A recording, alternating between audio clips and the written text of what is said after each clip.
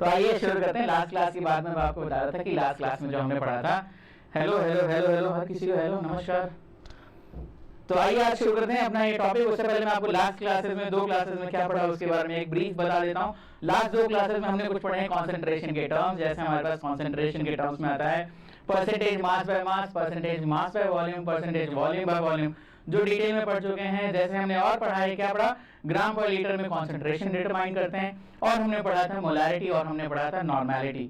Molarity को हमने define किया था number of moles of solute divided by volume of solution in litres, यानी किसी भी 1 लीटर सॉल्यूशन में कितने हमारे पास सॉल्यूट मिले हमें, उसी को हम बोल देते हैं मोलैरिटी।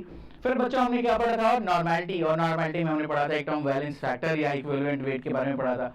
तो वैलेंस फैक्टर या इक्विवेलेंट वेट जब बच्चे हम बात करते हैं, तो इक्विवेलेंट वेट या वैलेंस फैक्टर जब डिटरमाइन करते हैं कि कितने नंबर ऑफ कोई एटम्स रिलीज कर सकता है, कितने नंबर ऑफ इलेक्ट्रॉन्स को रिलीज कर सकता है, इन सारे बेसिस को हम जो यूज करते हैं वो हमारा आता है वैलेंस फैक्टर या नॉर्मेलिटी के बेस में। तो नॉर्मेलिटी हमने पढ़ा था given mass divided by equivalent weight into volume into litres. जब हम इसकी बात करते हैं तो हमारे पास आता है नॉर्मेलिटी। आज जो टर्म हम पढ़ने वाले बच्चे, क्या टर्म है हमारे पास, मोलैलिटी। अब तक जो हम जितने भी टर्म्स पढ़ते आ रहे हैं उन सारे टर्म्स में आपने क्या देखा, number of moles of any solute divided by या तो वॉल्यूम ऑफ सॉल्यूशन होगा या फिर मास ऑफ सॉल्यूशन होगा। अब तक यही पढ़ा है। लेकिन बच्चे जब हम पढ़ते हैं कि हमारे पास मोलैलिटी क्या है, तो मोलैलिटी थोड़ी सी अलग हो जाती है। यहाँ हम सॉल्वेंट के रेस्पेक्ट में सिर्फ बात करते हैं।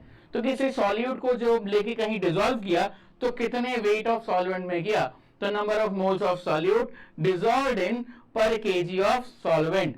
तो बच्चों यहां देखोगे आप, molality is basically defined as number of, एक मिनट बच्चे, ये देखो अब आएगा, number of moles of solute, जो भी सॉल्यूट है, divided bye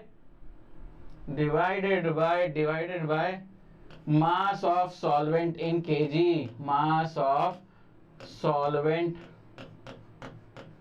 in KG. I hope यहां तक कोई डाउट नहीं है किसी को। किसी का भी number of moles divided by mass of solvent in KG would be known as molality, moles per KG of solvent. मतलब तो इसका मोलैलिटी जो हमारे पास है, उस मोलैलिटी का अगर हम डिटरमाइन करें कि मोलैलिटी जो है हमारे पास, उसका हम किस तरीके से यूनिट देखेंगे, तो आप देखेंगे मोल्स पर केजी।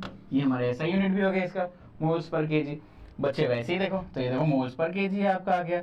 अब इसका मतलब क्या हो गया, अगर मैं बोलता हूं कि 0.5 मोलल सॉल्यूशन है, मोलल वर्ड का मतलब हो गया कि हम यहां पर डिफाइन करने वाले हैं बच्चे कि कितने मोलैलिटी है।